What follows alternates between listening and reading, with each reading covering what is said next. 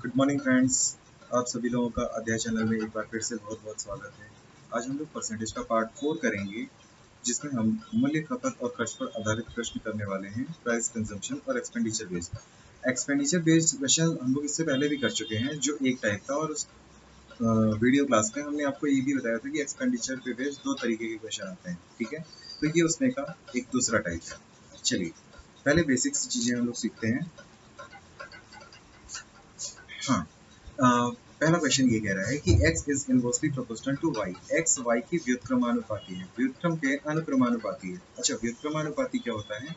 जैसे कोई भी दो वैल्यूज गुणज में हो या प्रोडक्ट में हो, जैसे x इंटू वाई बराबर 1 दिया है, ठीक है, प्रोडक्ट में है, तो यहाँ से ये बात पता चलेगी कि x y के इनवर्स है या उल्टा है। x का रेशियो जो होगा y के रेशियो का उल्टा होगा। x का अनुपात y के अनुपात का उल्टा होगा। बात समझ रहे हैं? तो यहाँ से वैल्यू मिलेगी x बराबर k, कांस्टेंट टर्म मान लेते हैं 1/y। तो यहाँ से मिलेगा x इंटू वाई बराबर k। अच्छा, x इंटू वाई बराबर k का मतलब क्या है? जैसे मान लीजिए x की वैल्यू, एग्जाम्पल के तौर पे बता रहे हैं, जैसे मान लीजिए x की वैल्यू 3 है और y की वैल्यू 4 है, तो 4 यहाँ कितना हो गया? 12। ठीक है। अच्छा, y को अगर हम इधर कर लें और x को इधर कर लें, या वैल्यू को पलट दें, इनवर्स हो गया। ठीक है, x 3 है, y 4 है, तो 12 हो गया, और 4 और 3 का मल्टीप्लाई करेंगे तो अभी कितना होगा? 12 आएगा। तो बताइए 3 से 4 कितना ज्यादा है? 1 ज्यादा है। 1 ज्यादा है 3 से, तो इसकी वैल्यू कितनी आ गई परसेंटेज में? 33 सही 1/3%। अगर हम यही बात करें कि 4 से 3 कितना कम है, तो ये 1 कम है किससे? 4 से, और इसकी वैल्यू कितनी आ गई? 25%। क्लियर है? बस यही बात यहाँ से हम आपको समझाना चाह रहे थे कि क्वेश्चन क्या कहना चाह रहा है। यदि x को 37.5% से बढ़ाया जाए, 37.5% की रेशियो में वैल्यू कितनी होती है? 3/8। अगर x 8 था इनिशियल में, तो उसको फाइनली 3 बढ़ाकर कितना कर दिया गया? 11। और 11 क्या होगी? Final value. ठीक है, अगर x 8 था तो अभी कितना हो गया? 11। ठीक है, क्लियर है? और ये कितना आ रहा है? 88। अच्छा, एक बात बताइए, y का प्रोडक्ट भी तो 88 आना चाहिए, लेकिन 11 का 8 का उल्टा, 8/11 का उल्टा 11/8 होगा, और 11 और 8 का मल्टीप्लाई करने पे कितना आ रहा है? 88 ही आ रहा है।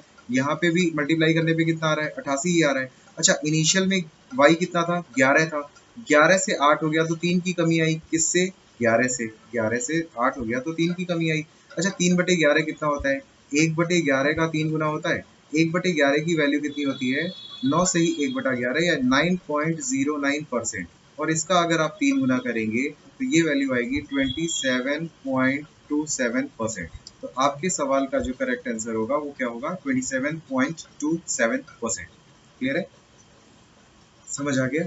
आसान सा क्वेश्चन है ये। स्टेट लेवल गवर्नमेंट एग्जाम्स के लिए या सेंट्रल लेवल गवर्नमेंट एग्जाम्स के लिए यूज होने वाला बढ़िया क्वेश्चन है, जो अपकमिंग एग्जाम में आ सकता है। क्वेश्चन देखने में थोड़ा सा टफ लग रहा है, बट क्वेश्चन बड़ा आसान सा है। ठीक है, 10 सेकंड का क्वेश्चन है, आपको इतना एक्सप्लेन करके हमने सिर्फ समझाया है, वरना ये 2 लाइन का भी क्वेश्चन नहीं था। Clear? The price of petrol is increased by 55.55%. By how much percent a car owner should reduce his consumption of petrol so that there is no extra expenditure? मतलब एक्सपेंडिचर क्या है? Constant है। आपसे question ये कह रहा है कि पेट्रोल की प्राइस को बढ़ाया गया, कंजम्पशन को कितने परसेंट से घटाया जाए ताकि एक्सपेंडिचर कांस्टेंट रहे, उस पर कोई फर्क ना पड़े। अगर पहले 100 रुपए खर्च हो रहे थे तो अभी भी 100 रुपए ही खर्च हो। ठीक है, मूल्य का मल्टीप्लाई जब आप खपत यानी कंजम्पशन से करते हैं तो आपको मिलता है खर्चा, खर्च या एक्सपेंडिचर। प्राइस का मल्टीप्लाई जब आप कंजम्पशन से करते हैं तो आपको मिलता है एक्सपेंडिचर। अच्छा, ये एक्सपेंडिचर कैसे मिलता है? समझिएगा। फॉर एग्जाम्पल 10 केजी चावल की खपत है, ठीक है, और चावल की प्राइस मान लेते हैं 10 रुपए पर केजी है। क्लियर है? तो इन दोनों का मल्टीप्लाई करेंगे, 1 केजी 10 रुपए का, तो 10 केजी कितने रुपए का? 100 रुपए का। क्लियर है? ये एग्जाम्पल के तौर पे हमने आपको ये बात बताई। ये क्या है? आपका एग्जाम्पल है। क्लियर है? समझ आया? तो अब ध्यान दीजिए कि 55.55% की क्या हो रही है, वृद्धि हो रही है। और 55.5% क्या होता है, 55.55% 11.11% 1/9 होता है परसेंट। तो 55.55% कितना हो जाएगा, 5/9। अगर इनिशियल में प्राइस 9 थी तो 5 बढ़कर कितनी हो गई, 14। अगर प्राइस सॉरी गलत लिख दिया,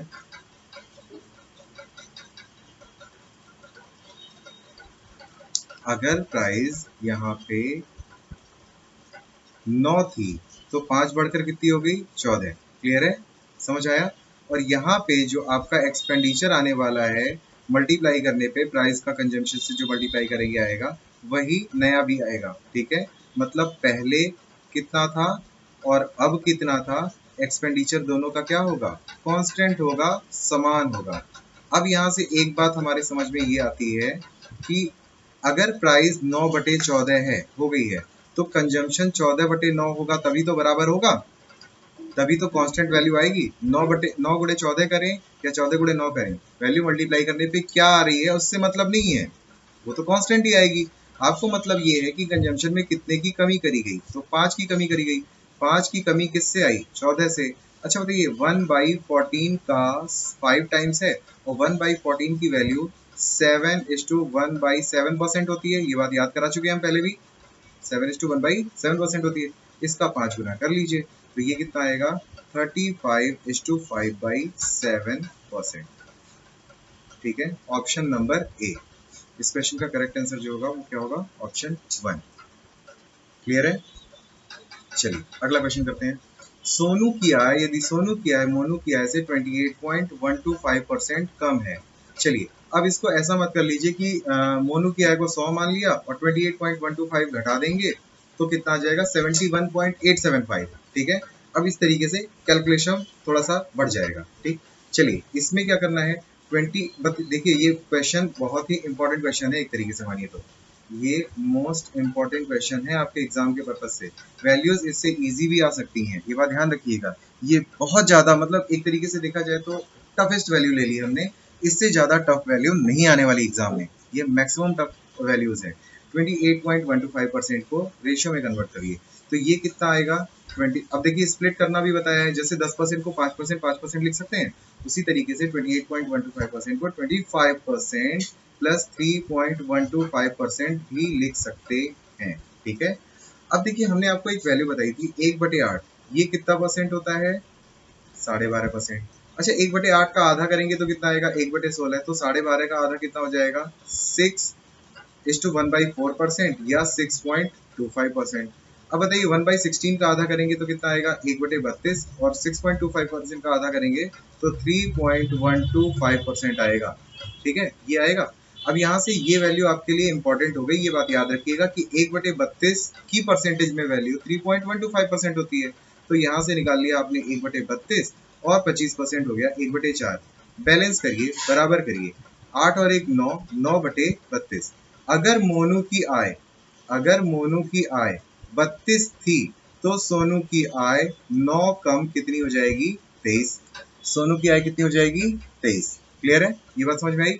तो सोनू की आय से मोनू की आय कितनी ज्यादा है, 9 ही ज्यादा होगी। अच्छा ये 9 ज्यादा है किससे, 23 से। परसेंटेज निकालने के लिए इंटू 100% करेंगे तो यहाँ से ये वैल्यू कितनी आ जाएगी, 900/23%। यही आपके क्वेश्चन का आंसर होगा। बट ऑप्शन में 34, 39, 36, 41 दे रखा है, दूर दूर है ऑप्शन, क्लोज नहीं है, ये बात ध्यान रखिएगा। अच्छा 23 का अगर आप 4 गुना करेंगे तो कितना आ जाएगा, 92, मतलब 40 गुना करेंगे तो 920 आएगा। अगर 900 की जगह 920 होता तो 23 से 40 बार में कट जाता, आपके क्वेश्चन का करेक्ट आंसर क्या हो जाता, 40%। क्लियर है, लेकिन 900 है, 920 से थोड़ा सा कम है, तो आंसर कितना होगा, 39 से ही 3/23%। क्लियर है, 39 से ही 3/23%। समझ आ गया? ठीक है, अगला इसी क्वेश्चन को एक बार और समझते हैं, ध्यान दीजिएगा। अगर हमें हमारे पास देखिए ऑप्शंस रखे हुए हैं, अगर सेकंड तरीके की बात करें, सेकंड मेथड की बात करें, और यहाँ पे क्या दिया है, 28.125% कम। ठीक है, ये लिख दिया हमने सोनू और ये लिख दिया हमने मोनू। अगर हमने मोनू को 100 मान लिया और 28.125 का ये 1.125 बहुत ज्यादा फर्क नहीं दे रहा है, और हम बोले कि ये 28 कम है तो कितना है, 72 है। अब यहाँ से सोनू की आय कितनी आ गई, 72 आ गई। तो सोनू की आय से मोनू की आय कितनी ज्यादा है, 28 ही ज्यादा है। एक 28 कम है तो दूसरा 28 ज्यादा ही होगा ना। किससे, सोनू से मल्टीप्लाई करेंगे तो इंटू 100% आएगा। क्लियर है, यही आपके क्वेश्चन का अप्रॉक्स आंसर आना चाहिए। ये क्या आना चाहिए, अप्रॉक्स। क्लियर है। अब यहाँ पे भी ध्यान दीजिएगा, सॉल्व करना बड़ा आसान है। 7 चौक 28 होता है, 7 का 4 गुना कितना होता है, 28 होता है। अच्छा 72 का 4 गुना मतलब 7 का 4 गुना 28 होता है, तो 7.2 का 4 गुने से थोड़ा सा कम आंसर आने वाला है। तो आंसर कितना होगा, अप्रॉक्स 39%, यानी 40% से कम, लेस देन 40%। क्लियर है, तो यही आपके सवाल का सही उत्तर होगा, जो कि है 39:3/23%। क्लियर है, समझ आया।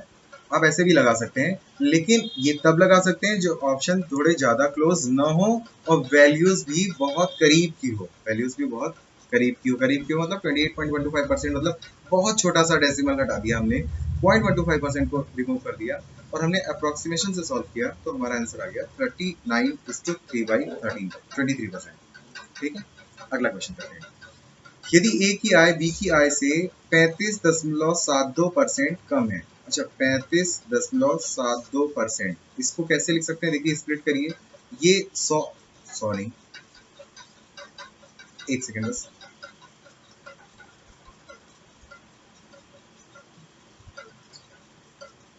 चलिए इसे 50% माइनस 14.28% लिख सकते हैं। अच्छा देखिए 14.28% की वैल्यू 1/7 होती है, याद है, और ये 1/2 होती है। 7 दूनी 7 एकम 7 और 2 एकम 2, तो ये कितना आ गया, 5/7 में से 2 घटाया तो कितना आ गया, 5/14। क्लियर है। अब यहाँ पे लिख लिया ए और यहाँ पे लिख लिया बी। ए की आय बी की आय से कुछ कम है, बी की आय से कम है, तो बी की आय कितनी है, 14 है, तो ए की आय कितनी हो गई, 9 हो गई। बोल रहा है ए और बी की कंबाइंड इनकम, ए और बी की कंबाइंड इनकम एक ही इनकम से कितनी ज्यादा है, कितनी ज्यादा है, एक ही इनकम से, तो डिनोमिनेटर में क्या आएगा, ए आएगा और इंटू 100%, यहाँ पे डिवाइडेड बाई ए होगा, ठीक है, इंटू 100%। तो ए से ए कैंसिल हो जाएगा, तो कितना ज्यादा है, बी की इनकम ज्यादा है, तो आंसर होगा 14/9 इंटू 100%। अब हम कह रहे हैं इस पार्ट को हटा दीजिए यहाँ से, ठीक है, 14/9 को सॉल्व करिए। 14/9 को आप क्या लिख सकते हैं, ठीक है, 9 एकम 9, 1 प्लस 5/9%, 1 प्लस 5/9, तो एक की वैल्यू कितनी होती है, 100%। 1/9 का 5 गुना ही होता है 5/9, 1/9 की वैल्यू कितनी है, 11.11%, तो 5/9 की वैल्यू कितनी होगी, 5 गुनी, तो 55.55% होगा, 55.55% होगा। तो यहाँ से 100% प्लस 55.55%, इसे जोड़ लीजिए, तो आंसर होगा 155.55%। इसका आंसर क्या जाएगा, 155.55%। मतलब ये क्वेश्चन क्या टफ था, कुछ भी टफ नहीं था। क्वेश्चन में ये कह रखा था ए और बी की कुल आय, ए और बी की कुल आय, तो ए और बी को जोड़ लिया, ए की आय से कितनी ज्यादा है, तो ए की आय को घटा लिया, तो ए की आय घट के खत्म हो गई, तो बची कितनी, कितनी ज्यादा है, बी की आय।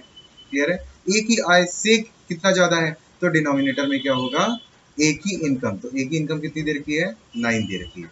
बात समझ में आई। इस क्वेश्चन का करेक्ट आंसर क्या हो जाएगा, करेक्ट आंसर क्या हो जाएगा, सी ऑप्शन। अगला क्वेश्चन करते हैं।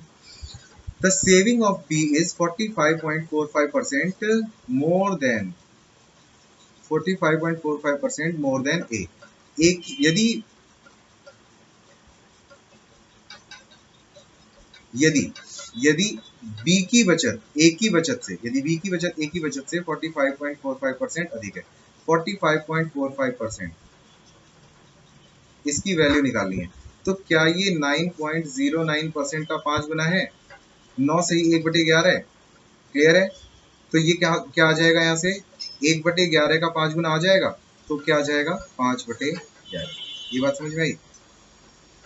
बी की इनकम ए की इनकम से ज्यादा है, तो डिनोमिनेटर पे क्या है, ए की इनकम, तो 11 है, तो बी की इनकम 5 ज्यादा, 11 और 5 कितनी होने वाली है, 16 होने वाली है। क्लियर है, तो बताइए बी की बचत से कितना परसेंट कम है, तो बताइए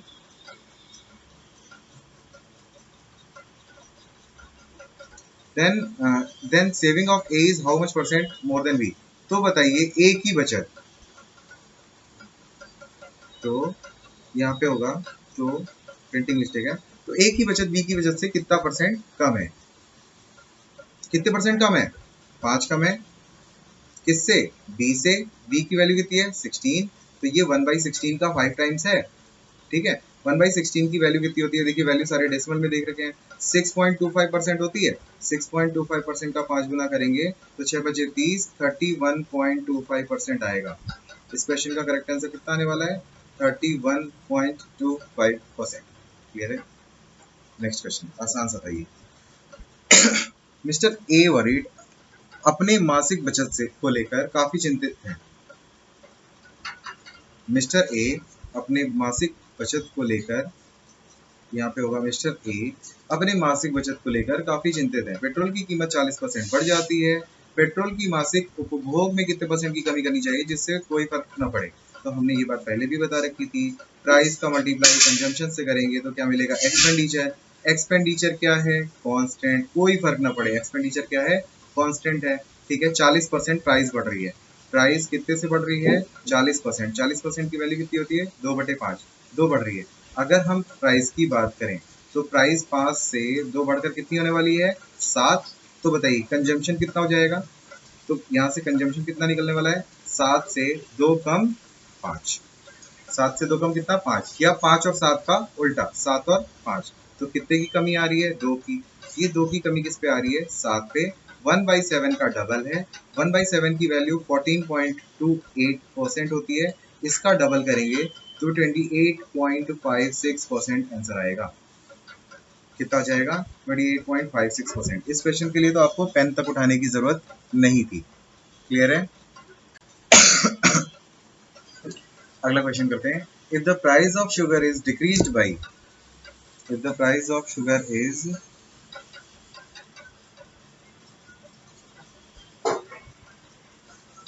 हाँ जी चलिए अगला क्वेश्चन करते हैं। If the price of sugar is decreased by 45%, then by how much percent must a man increase his consumption. ठीक है। अच्छा देखिए ये क्वेश्चन भी सेम है। चीनी के मूल्य में 45% की वृद्धि होने से एक व्यक्ति चीनी के उपभोग में कितने परसेंट की वृद्धि करे कि उसका खर्च समान रहे। एक्सपेंडिचर क्या है, कांस्टेंट है, खर्च कांस्टेंट है। क्लियर है, ठीक है। 45% की रेशियो में वैल्यू कितनी होती है, 9/20।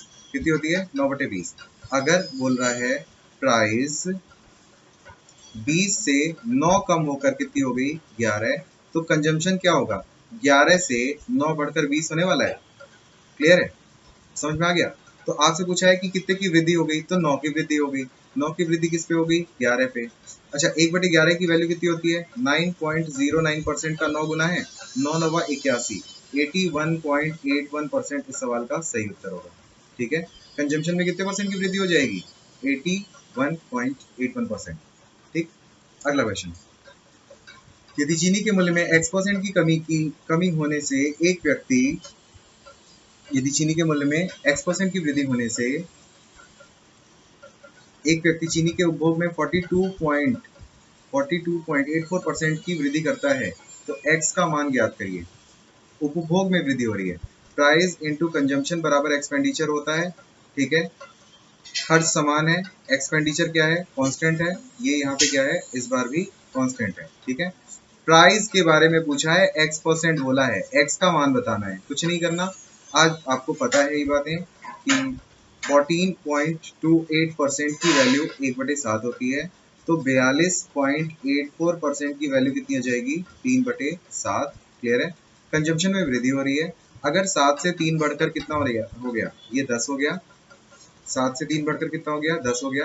तो प्राइस जो है उसमें कितने की कमी आई होगी, 10 से 3 कम होकर कितना हो गया, 7 हो गया होगा।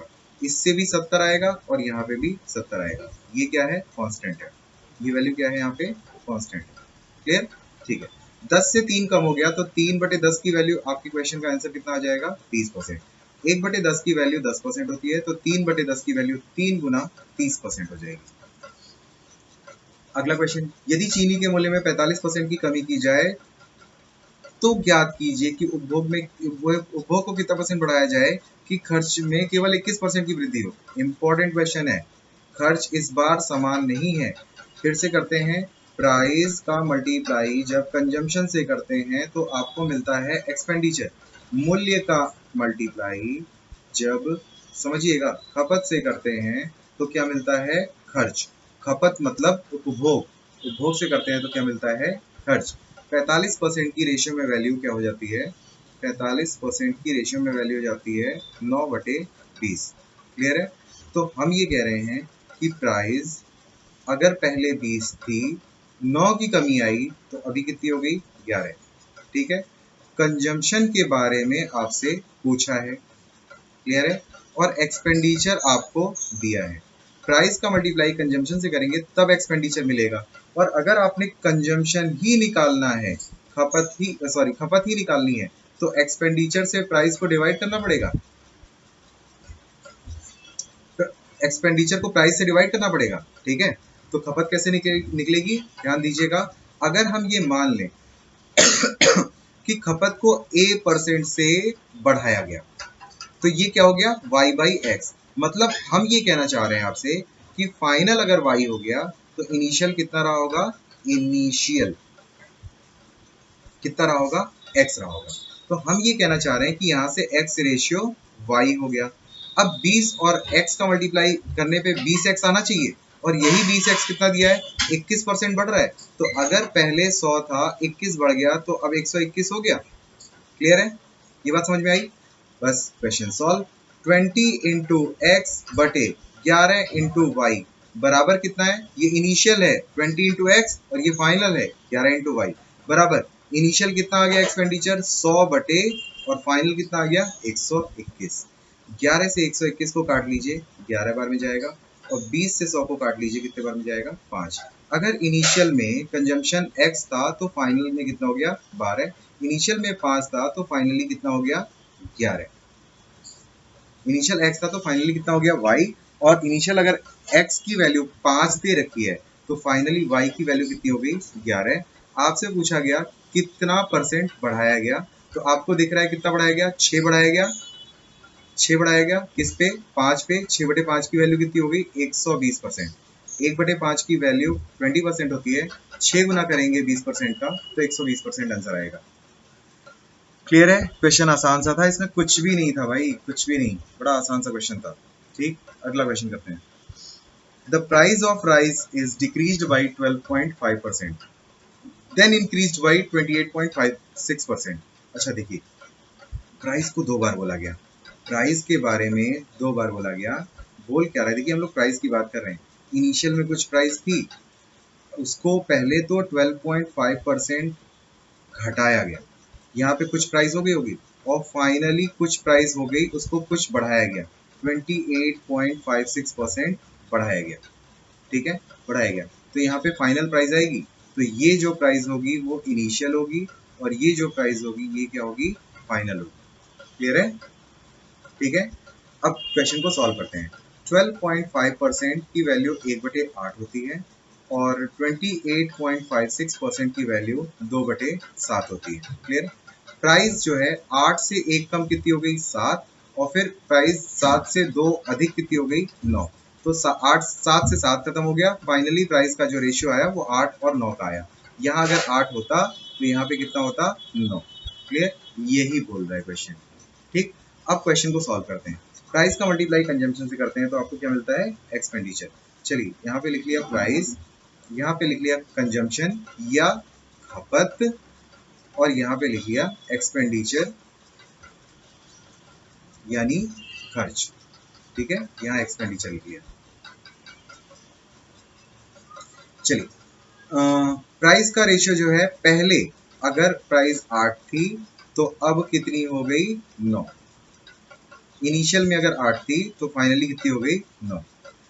कंजम्पशन को नहीं, उपभोग में कितने परसेंट की मिल जाएगी? तो खर्च जो है वो आपका 35% से बढ़ रहा है। 35% की वैल्यू 7/35 7/20 होती है। ठीक है, अगर 20 है तो 7 बढ़कर कितना होने वाला है? खर्च। 20 से 7 अधिक कितना होने वाला है? 27 होने वाला है। और हम ये मान लेते हैं कंजम्पशन पहले x था और फाइनली कितना हो गया? y हो गया। पहले x था और फाइनली कितना हो गया? y। ठीक, अब यहाँ पे मल्टीप्लाई कर लीजिए, 8 into x upon 9 into y बराबर आने वाला है 20/27। 9 से 27 कितने बार में जा रहा है? 3 बार में। 4 दूनी 8 होता है, 4 बचे 20 होता है। एक्स रेशियो वाई बराबर आ जाएगा 5/6। एक्स रेशियो वाई बराबर कितना आ जाएगा? 5/6। अगर इनिशियल में एक्स 5 था तो फाइनल में कितना हो गया? 6। कितने परसेंट का परिवर्तन हुआ? तो 1 का परिवर्तन हुआ किस पे? 5 पे। आंसर 20%। 1/5 की वैल्यू कितनी आएगी? 20%। कहाँ गया? 20%। क्लियर?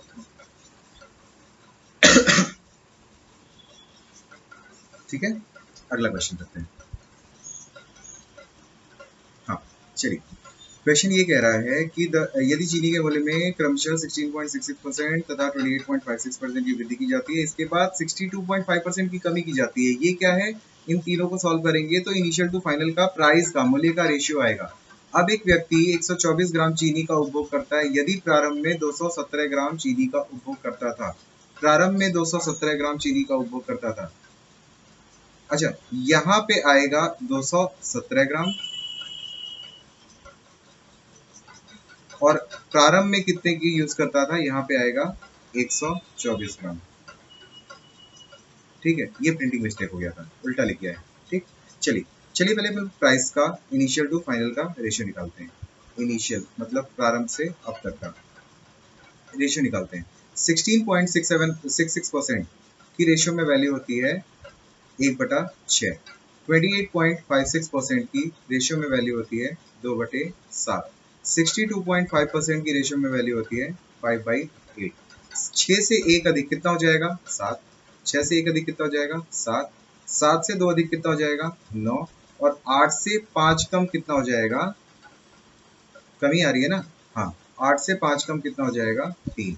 7 से 7 कैंसिल आउट हो जाएगा और 3 दूनी 6 हो जाएगा। 3 एकम 3, 3 दूनी 6। तो यहाँ से मिल जाएगा रेशियो 16:9। तो प्राइस का जो रेशियो मिला आपको, क्या मिला? वो मिला आपको 16:9 का। कंजम्पशन का भी रेशियो निकालना है, खपत का भी रेशियो निकालना है आप लोगों को फिर। ठीक है, और यहाँ पे क्या मिलेगा? एक्सपेंडिचर। तो फाइनली आपको क्या मिलेगा? एक्सपेंडिचर यानी खर्च का इनिशियल टू फाइनल का रेशियो। अच्छा, पहले बोल रहा है कि 124 ग्राम चीनी का उपभोग करता था और अब 217 ग्राम चीनी का उपभोग करता है। ये दोनों क्या दिया है? ग्राम में। हालांकि 124 और 217 को भी सॉल्व कर सकते हैं, ठीक है, लेकिन आप इसको रेशियो में कन्वर्ट करिए। अच्छा देखिए, 3 चौक 12, 3 चौक 12 और 3 सते 21 आएगा और 1 चौक 4 और 1 सते 7 आएगा। मतलब हम ये कहें कि 31 से अगर हम इसे डिवाइड करें, दोनों को ही 31 से डिवाइड करें तो ये 4 आ जाएगा और ये कितने बार में जा रहा है? 7 बार में। तो कंजम्पशन का जो रेशियो आया वो 4:7 आया। कंजम्पशन का रेशियो कितना आ गया? 4:7।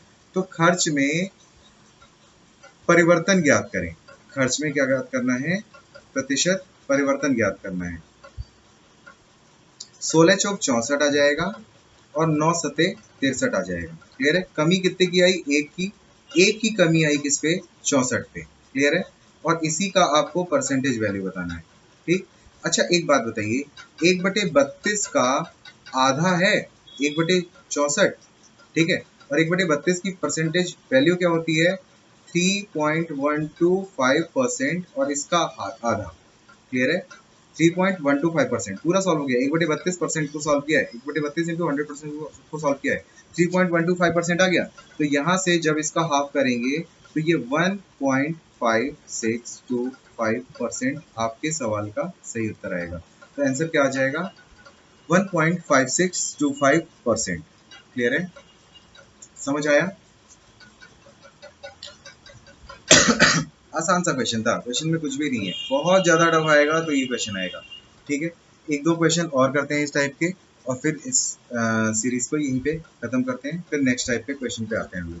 ठीक, चलिए, यदि चावल के मूल्य में क्रमशः 22.22% की वृद्धि की जाए तथा k% की वृद्धि की जाए, तत्पश्चात मूल्य में 15/8% की कमी की जाती है।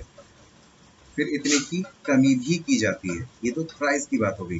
परंतु एक व्यक्ति के उपभोग में 35% की कमी करता है, परंतु एक व्यक्ति अपने उपभोग में 35% की कमी करता है यदि पहले के मुकाबले अब उसके खर्च में 2.5% की कमी आती है तो के का मान ज्ञात करें। क्वेश्चन क्या कह रहा है? के का मान ज्ञात करें। ध्यान दीजिए, वैल्यूज को लिखना शुरू करते हैं। 22.22% की रेशियो में वैल्यू क्या होती है? 2/9। के परसेंट मान लिया बढ़ गया, या हाँ बढ़ गया, तो मान लेते हैं y/x हो गया, y/x हो गया कह रहे हैं, तो ये हो गया फाइनल और ये हो गया इनिशियल। ठीक है, 15:5/8% की कमी हो रही है। 15:5/8 कितना होता है? 15/120 5 25, 125/8 इंटू 1/100, 25 से ये 5 बार में, 25 से ये 4 बार में, 5/32। इसकी वैल्यू कितनी आ गई? 5/32। और कंजम्पशन की बात करें अगर हम, तो कंजम्पशन कुछ डिक्रीज हो रहा है, और डिक्रीज हो रहा है कितना? 35%। और 35% की रेशियो में वैल्यू होती है 7/20। अगर इनिशियल में 7 था तो इनिशियल में 20 था तो 7 की कमी आ गई।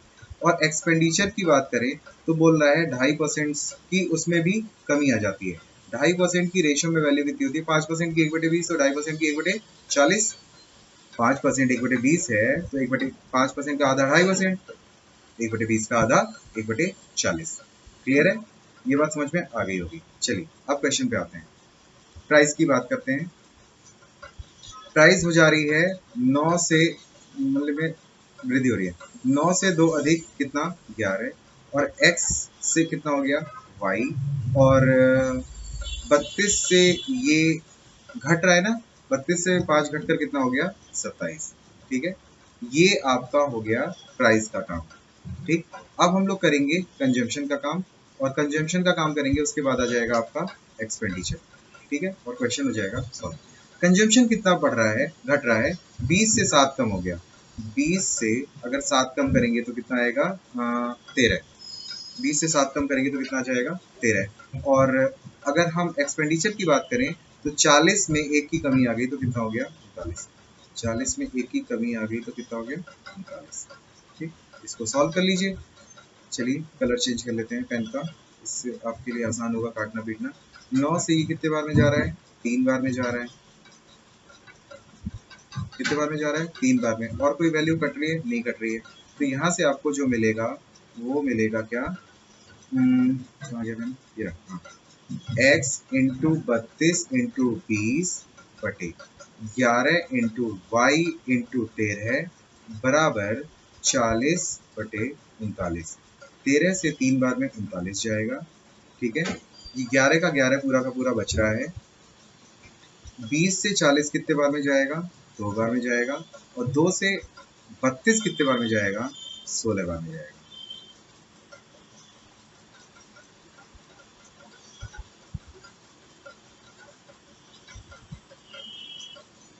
अच्छा, यहाँ पे इंटू 3 भी है, इंटू 3 भी है, ये 3 बच गया था, और 3 से 3 ये कट जाएगा।